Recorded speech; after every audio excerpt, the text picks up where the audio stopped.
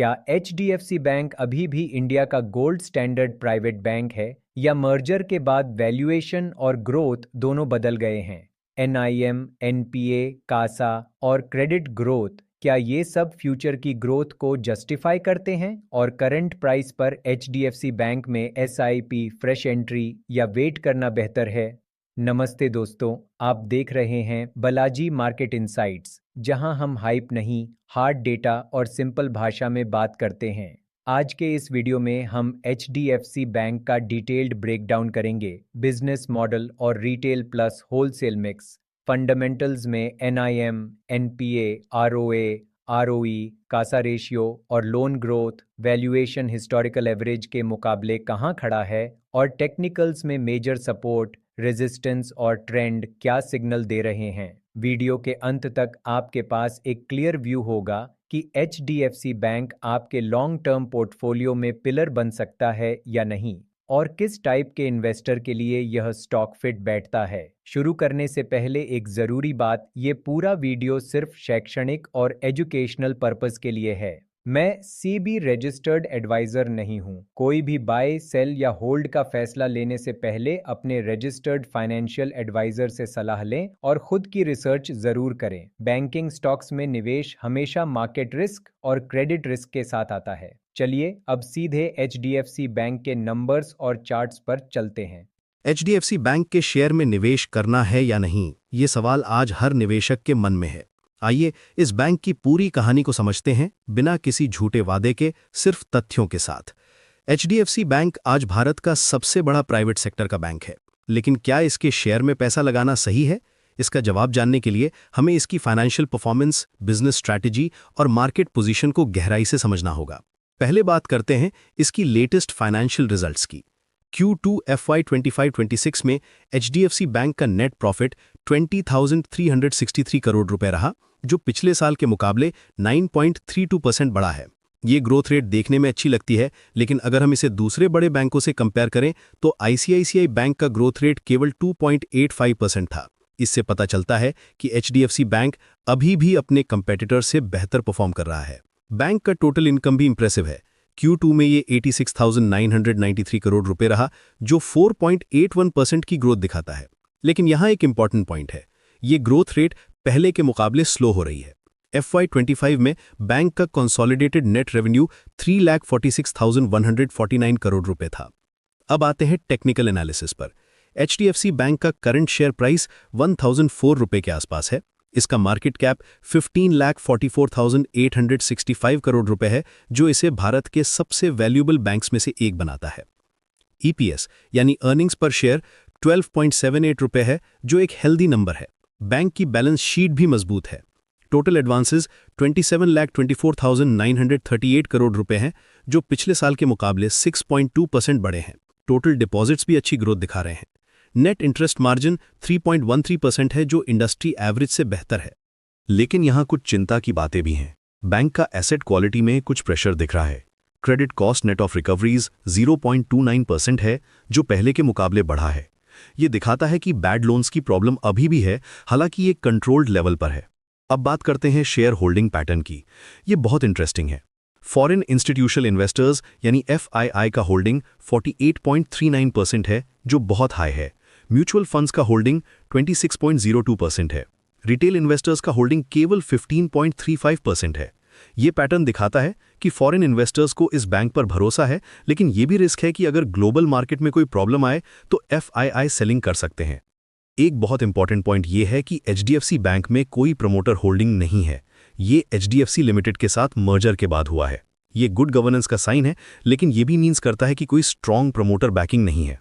Business outlook की बात करें तो HDFC bank heavily digital transformation पर फोकस कर रहा है। बैंक ने अपना टेक्नोलॉजी ट्रांसफॉर्मेशन एजेंडा लॉन्च किया है, जिसमें डिजिटल फैक्ट्री और एंटरप्राइज फैक्ट्री शामिल हैं। बैंक के 93% ट्रांजैक्शंस अब डिजिटल हैं। ये फ्यूचर के लिए बहुत पॉजिटिव है। बैंक का मोबाइल बैंकिंग ऐप भी बहुत सक्सेसफुल है। 4.3 रेटिंग के साथ ये मार्केट में टॉप परफॉर्मर्स में से है। AI और ML का यूज फ्रॉड डिटेक्शन और कस्टमर सर्विस में हो रहा है। जेन AI प्लेटफॉर्म भी लॉन्च किया गया है, जो ऑपरेशनल एफिशिएंसी बढ़ाने में हेल्प करेगा। रूरल और सेमी अर्बन मार्केट्स में एक्सपेंशन भी बैंक की प्रायोरिटी है। ये स्ट्रैटेजी सही है क्योंकि इन मार्केट्स में अभी भी बहुत पोटेंशियल है। बैंक का ब्रांच नेटवर्क भी स्ट्रांग है। 6,300 प्लस ब्रांचेस और 18,100 प्लस एटीएम्स हैं। अब आते हैं रिस्क्स पर। सबसे बड़ी रिस्क है कंपटीशन।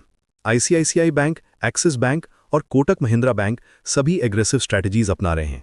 डिजिटल बैंकिंग में फिनटेक कंपनीज भी स्ट्रांग कंपटीशन दे रही हैं। इकोनॉमिक स्लोडाउन भी एक रिस्क है। अगर इकोनॉमी स्लो होती है तो लोन डिमांड कम हो सकती है और एनपीएस बढ़ सकते हैं। इंटरेस्ट रेट साइकिल भी इंपॉर्टेंट है। अगर आरबीआई रेट्स बढ़ाता है तो बैंक की प्रॉफिटेबिलिटी पर इंपैक्ट हो सकता है। रेगुलेटरी चेंजेस भी वॉच करने होंगे। बैंकिंग सेक्टर हेवीली रेगुलेटेड है और कोई भी न्यू रेगुलेशन बैंक के ऑपरेशंस को अफेक्ट कर सकता है। वैल्यूएशन की बात करें तो एचडीएफसी बैंक का पी रेशो अराउंड 15 है, जो रीजनेबल लगता है। प्राइस टू बुक रेशो भी एक्सेप्टेबल रेंज में है, लेकिन यह भी देखना होगा कि क्या करंट प्राइस में सारी पॉजिटिव्स ऑलरेडी प्राइस इन है। क्वार्टरली रिजल्ट्स का ट्रेंड देखें तो ग्रोथ रेट स्लो हो रही है, ये कंसर्न की बात है। Q1 में नेट प्रॉफिट ग्रोथ 12.2% थी, Q2 में ये 9.32% हो गई। ये ट्रेंड कंटिन्यू रहा तो फ्यूचर ग्रोथ एक्सपेक्टेशंस पर इंपैक्ट हो सकता है। बैंक का कासा रेशियो भी इंपॉर्टेंट मेट्रिक है। Current account, savings account, deposits bank के लिए चीप फंडिंग सोर्स हैं। एचडीएफसी बैंक का कासा रेशियो अभी भी गुड है, लेकिन कंपटीशन के कारण ये प्रेशर में है। क्रेडिट ग्रोथ भी मिक्स्ड पिक्चर दिखा रहा है। रिटेल लोन्स में 8.1% ग्रोथ है, जो डिसेंट है। कॉर्पोरेट लोन्स में नेगेटिव ग्रोथ है, जो इकोनॉमिक कंडीशंस को रिफ्लेक्ट करता है। एसएमई सेगमेंट में 17.1% ग्रोथ है, जो पॉजिटिव है। एसेट क्वालिटी के नंबर्स देखें तो स्टेज 3 लोन्स 2.56% है। ये मैनेजेबल लेवल है, लेकिन इकोनॉमिक कंडीशंस के साथ ये बढ़ सकता है। प्रोविजन कवरेज रेशियो भी एडिक्वेट है। डिजिटल इनिशिएटिव्स की बात करें तो बैंक ने पार्टनरशिप्स भी किए हैं। माइक्रोसॉफ्ट, ब्लूमबर्ग जैसी कंपनीज के साथ कोलैबोरेशन है। फिनटेक पार्टनरशिप्स भी बढ़ रही हैं। ये सब फ्यूचर ग्रोथ के लिए पॉजिटिव है। बैंक का इंटरनेशनल प्रेजेंस भी है। ये डाइवर्सिफिकेशन प्रोवाइड करता है, लेकिन ग्लोबल इकोनॉमिक कंडीशंस का इम्पैक्ट भी होता है। मैनेजमेंट क्वालिटी भी इंपॉर्टेंट फैक्टर है। शशिधर जगदीशन सीईओ हैं और उनका ट्रैक रिकॉर्ड गुड है। मैनेजमेंट का विजन क्लियर है और एग्जीक्यूशन भी डिसेंट है। डिविडेंड पॉलिसी भी अट्रैक्टिव है। बैंक रेगुलरली डिविडेंड देता है और पे आउट रेशो भी रीजनेबल है। ये इनकम इन्वेस्टर्स के लिए गुड है। अब फाइनल एनालिसिस करते हैं। HDFC bank fundamentally strong company है। Market leadership, strong balance sheet, digital transformation और गुड मैनेजमेंट सब पॉजिटिव फैक्टर्स हैं। लेकिन स्लोइंग ग्रोथ, हाई कंपटीशन और इकोनॉमिक अनसर्टेनिटीज कंसर्न्स हैं। इन्वेस्टमेंट डिसीजन के लिए आपको अपना रिस्क एपेटाइट और इन्वेस्टमेंट होराइजन देखना होगा। अगर आप लॉन्ग टर्म इन्वेस्टर हैं और क्वालिटी स्टॉक में इन्वेस्ट करना चाहते हैं तो एचडीएफसी बैंक गुड ऑप्शन है, लेकिन अगर आप क्विक रिटर्न्स एक्सपेक्ट कर रहे हैं तो ये सूटेबल नहीं है। करंट प्राइस लेवल्स पर ये एक्सपेंसिव भी नहीं लगता, लेकिन चीप भी नहीं है। एसआईपी अप्रोच से इन्वेस्टमेंट करना बेटर स्ट्रैटेजी हो सकती है। मार्केट वॉलेटिलिटी को कंसिडर करते हुए ग्रेजुअल इन्वेस्टमेंट करना वाइज होगा। कंक्लूजन ये है कि एचडीएफसी बैंक क्वालिटी स्टॉक है, लेकिन रियलिस्टिक एक्सपेक्टेशंस रखना इंपॉर्टेंट है। बैंकिंग सेक्टर साइक्लिकल है और पेशेंस रिक्वायर्ड है। अगर आप इन फैक्टर्स को अंडरस्टैंड करते हैं तो ये गुड इन्वेस्टमेंट ऑप्शन हो सकता है।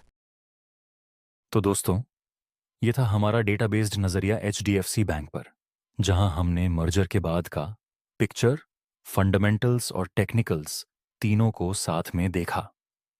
अगर आपको एचडीएफसी बैंक पर यह एनालिसिस वैल्यूएबल लगा हो तो वीडियो को लाइक कीजिए, उन लोगों के साथ शेयर कीजिए जो बैंकिंग स्टॉक्स में इंटरेस्ट रखते हैं, और ऐसे ही ऑनेस्ट, नो हाइप एनालिसिस के लिए बालाजी मार्केट इनसाइट्स को सब्सक्राइब कर दीजिए।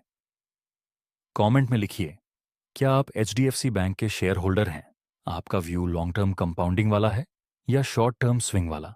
और अगला वीडियो आप किस बैंक या सेक्टर पर देखना चाहते हैं?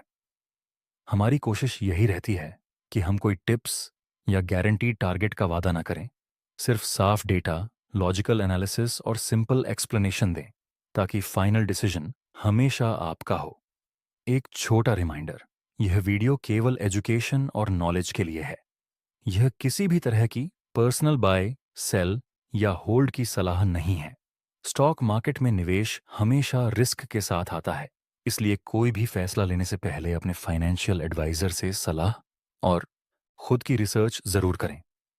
धन्यवाद दोस्तों, फिर मिलेंगे अगले एपिसोड में एक और बैंकिंग या निफ्टी स्टॉक एनालिसिस के साथ। आप देख रहे थे बालाजी मार्केट इनसाइट्स, जहां हाइप नहीं, हार्ड डेटा और सिंपल भाषा में बात होती है। ऐसे ही और स्टॉक्स पर डीप, सिंपल और डेटा बेस्ड एनालिसिस के लिए वीडियो को लाइक कीजिए, दोस्तों के साथ शेयर कीजिए और बालाजी मार्केट इनसाइट्स को सब्सक्राइब करके अपनी स्टॉक मार्केट लर्निंग जर्नी आज ही शुरू कीजिए।